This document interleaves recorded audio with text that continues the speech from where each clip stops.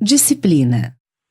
Imprescindível compreender a função da luta em nosso aprendizado quando na peregrinação terrestre para que a fé e o amor não sejam palavras vazias e inúteis em nossos lábios.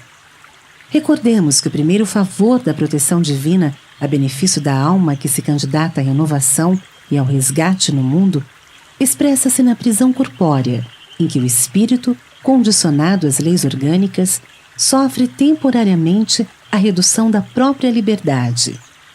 Internado no instituto doméstico, é defrontado não somente pelos afetos que lhe estimulam a caminhada, mas também pelas algemas das aversões profundas que assomam aos laços consanguíneos, liquidando antigos débitos.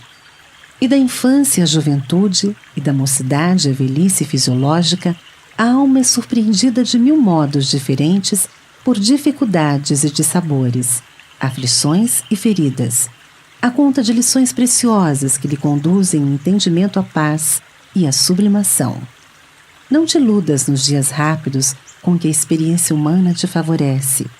Aprendamos a recolher pedras e espinhos, como quem sabe que deles surgem o ouro da experiência e as rosas da alegria, riquezas de nossa marcha. A educação é longo processo de trabalho, entre o dever e a disciplina, em que a dor é sempre a nossa mestra prestimosa e benevolente. Se esposaste, assim como Cristo, a senda de redenção, ergue o pensamento ao alto e segue, estendendo o bem. Não te esqueças de que Ele mesmo, nosso Divino Mestre, não viveu entre os homens sem perseguidores e adversários. Mas dos inimigos gratuitos que lhe feriram o coração, fez a moldura sublime para o amor que nunca morre, do qual envia até nós, cada dia, a luz que nos clareia a rumagem para a vida imperecível e triunfante. Prece antes e depois. Antes de observar a presença do mal, roga ao Senhor para que teus olhos se habituem à fixação do bem, a fim de que depois não te converta a oração em requerimento desesperado. Antes de assinalar a frase caluniosa ou irrefletida, pede ao Senhor para que teus ouvidos saibam escutar para o auxílio fraterno, a fim de que depois não se te transforme a prece em apelo sombrio. Antes de caminhar na direção do poço em que se adensam as águas turvas da crueldade, implora ao Senhor para que teus pés se mantenham na movimentação do trabalho digno, a fim de que depois não se te transfigure a petição em grito blasfematório.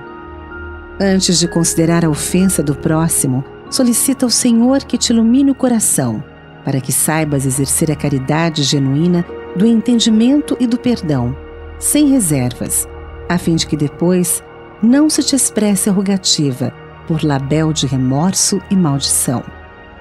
Todos fazemos preces, depois que o sofrimento nos convoca à expiação regenerativa, quando o processo de nossas defecções morais já coagulou em torno de nosso espírito o cáustico da aflição com que havemos de purificar os tecidos da própria alma. Todavia, quão raras vezes oramos antes da luta, vacinando o sentimento contra a sombra da tentação. Saibamos louvar a bondade e a sabedoria de Deus em todos os passos da vida, rendendo graças pela flor e pelo espinho, pela facilidade e pelo obstáculo, pela alegria e pela dor, pela fartura e pela carência. Agradecendo ao céu as lições diminutas de cada instante da marcha, aprenderemos a tecer com as pequeninas vitórias de cada dia o triunfo sublime que, na grande angústia, erguer-nos-á para a alegria soberana capaz de levantar-nos para sempre à plena luz da imortalidade.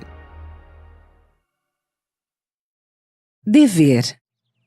Qual a atitude mental que mais favorecerá o nosso êxito espiritual nas atividades do mundo?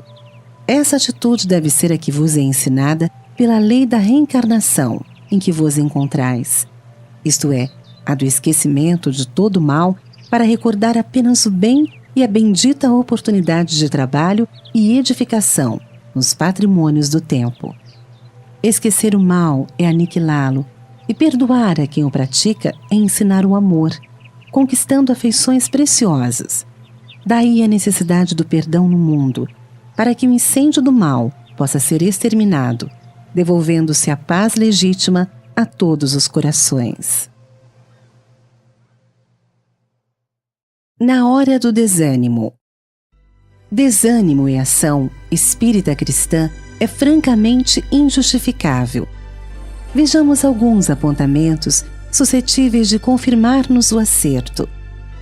Se fomos ludibriados na expectativa honesta em torno de pessoas e acontecimentos, desânimo nos indicaria o propósito de infalibilidade, condição incompatível com qualquer espírito em evolução.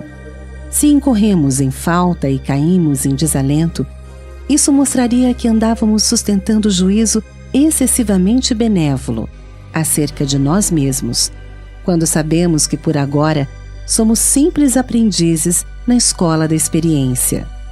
Se esmorecemos na tarefa que nos cabe, tão só porque outros patenteiam dentro dela a competência que ainda estamos longe de alcançar, nossa tristeza destrutiva apenas nos revelaria a reduzida disposição de estudar e trabalhar a fim de crescer, melhorar-nos e merecer.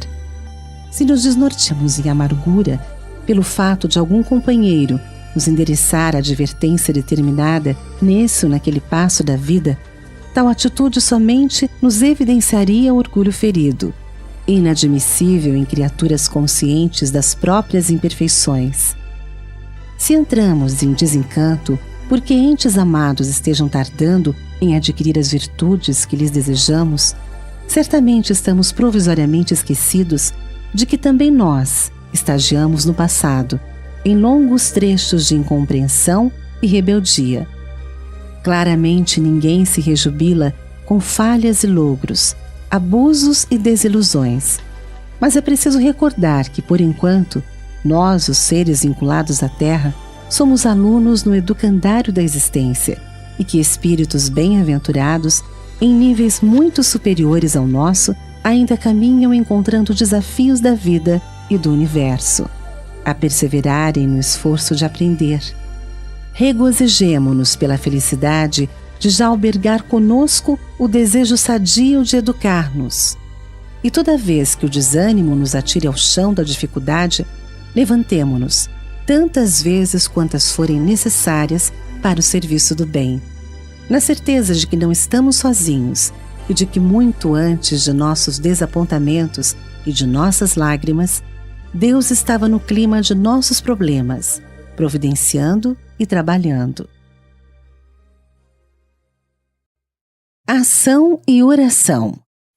Sempre muito importante a oração por luz interior no campo íntimo, clareando passos e decisões, sem nos despreocuparmos, porém, da ação que lhe complemente o valor nos domínios da realidade objetiva. Pedirás a proteção de Deus para o doente, no entanto, não te esquecerás de estender-lhe os recursos com que Deus já enriqueceu a assistência humana, a fim de socorrê-lo. Solicitarás o amparo da providência divina a benefício do ente amado que se tresmalhou em desequilíbrio. Todavia, não olvidarás apoiá-lo com segurança e bondade na recuperação necessária, segundo os preceitos das ciências espirituais que a divina providência já te colocou ao dispor nos conhecimentos da terra. Rogarás ao céu que te liberte dos que te perseguem ou dos que ainda não se harmonizam contigo. Entretanto, não lhe sonegarás tolerância e perdão diante de quaisquer ofensas, conforme os ensinamentos de paz e restauração que o céu já te deu, por intermédio de múltiplos instrutores da espiritualidade maior em serviço no mundo.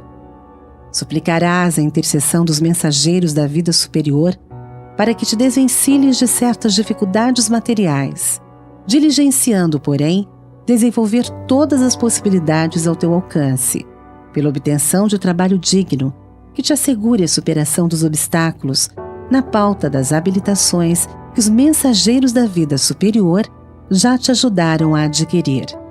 Ação é serviço, oração é força.